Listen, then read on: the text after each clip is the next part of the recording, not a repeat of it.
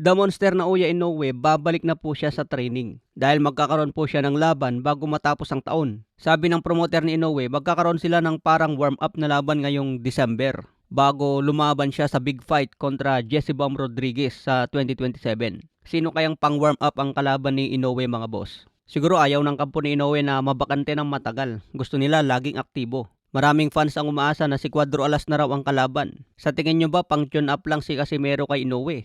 Delikado rin si Inoue dyan, mga boss, baka biglang masilat. Lalo na kung matamaan ng matinding uppercut ni Casimero. Sa boxing, kapag sobrang lamang mo na, kapag nagrogi ka, delikado ka pa rin. Maraming Japanese fans ang nagko-comment kay Inoue na wag daw niya labanan si Cuatro Alas. Ayon nga dito, mga boss, don't fight Casimero, he's bum. Find someone else. Kung tayong mga Pilipino, nilalait natin si Inoue. Aba, wag din tayong magalit kung may mga Japanese na nanglalait sa mga boksingero na Pinoy. Kung baga vice versa lang yan, mga boss. Mga Pinoy fans nilalait si Inoue na sinasabing tartel, takot, duwag. Syempre, yung mga Japanese fans, mga boss, gumaganti rin yan.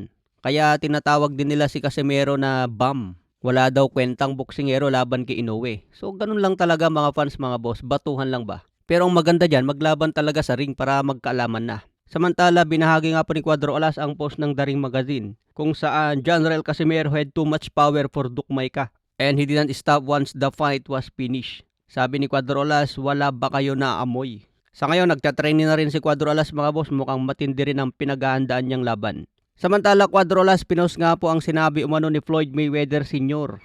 Ang sabi niya, sinasabi ko sa inyo na kakaiba itong si Cuadro Alas. Sa palagay ko hanggang ngayon wala pang nakakarap si Inoue na katulad ni Casimero. Naniniwala ako na si Casimero ang pinakamahirap at pinakamatinding kalaban sa dibisyon ni Inoue. Ayan daw po ang pahayag ni Floyd Mayweather Sr. dati noong na-match niya si Cuadro Alas. Siguro matagal na itong sinabi ni Floyd Mayweather Sr. noong lumalaban pa si Cuadro Alas sa Bantamweight Division kung saan posibleng maglaban dati si Casimero at Inoue. Sa ngayon, naghahari na si Inoue sa Super Bantamweight. Sa ibang banda, Adrian Broner, puspusan na nga po sa kanyang training at nag-i-improve na. Yung botsyog na katawan, mga boss, medyo lumiliit ng tiyan. Sinabi nga ni Broner, ibalik niya ang kanyang dating kondisyon at lalaban ulit sa boxing. Meron na raw siyang pera ngayon na pangpondo sa kanyang training camp. Makakuha na siya ng nutritionist ng matindi para maibalik ang dati niyang kondisyon. Sabi nga ni Broner, gusto pa niya maging world champion bago pa man magretiro sa boxing. Kaya abangan nga natin kung ano ang mangyari kay Broner. Baka ang ending niyan influencer na ang kalaban niya. Samantala, binunyag nga po ni Shakur Stevenson na merong dalawang laban na pinangako sa kanya ng Zuffa Boxing kaya pumirma raw siya ng multi-deal. Pinapangako raw ng Zuffa na ibibigay nila sa kanya itong si Tank Davis at si Devin Haney. Kaya pumirma raw si Shakur Stevenson dahil ito ang pinangako ng Zuffa Boxing.